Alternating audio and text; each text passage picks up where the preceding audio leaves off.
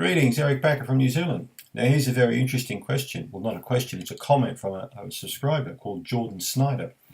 And Jordan is saying, I've tried to find your opinions on dates. I have a mended gut, not totally devoid of IBS, but I've eaten 6 pounds of dates over the last 2 months and all I've experienced is fantastic things. Can you do a video on your thoughts, clinical experiences with dates? Big love from Jordan. Well, Jordan, thanks so much for the comment.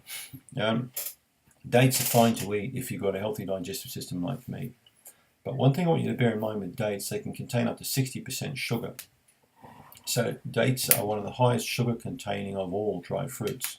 Dried fruits are generally a big no-no with any kind of digestive problem. And we're talking raisins, sultanas, dates, figs, all those kinds of foods.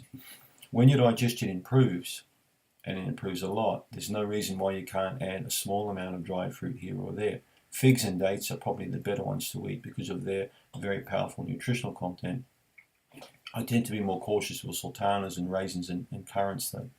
But yeah, no, that's fine. I mean, if you are feeling perfectly okay eating 6 pounds of dates, you know, I don't know whether it's a day or a week or a month, but I'm quite happy with that. If your bowel motions are fine, your digestion appears to be okay, you're not really having a lot of symptoms provoked by the dates, then I can't see why dates really would be a problem.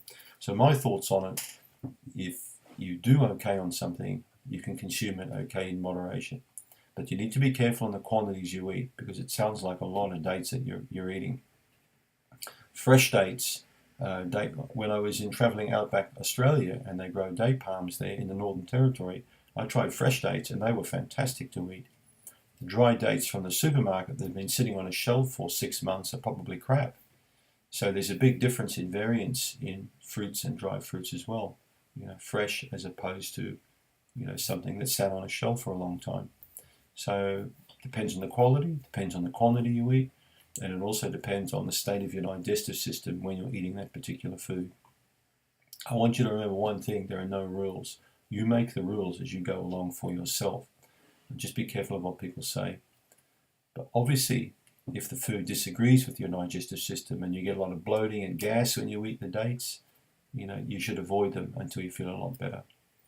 And for those folks who want to introduce dates into their diet, I would say wait until you've got good bowel motions, until you're functioning reasonably well. If a stool test has revealed Candida or parasites or bad bacteria, you want to avoid dates at all costs because you'll only feed those guys up. So that's my take on it. Thanks for the question.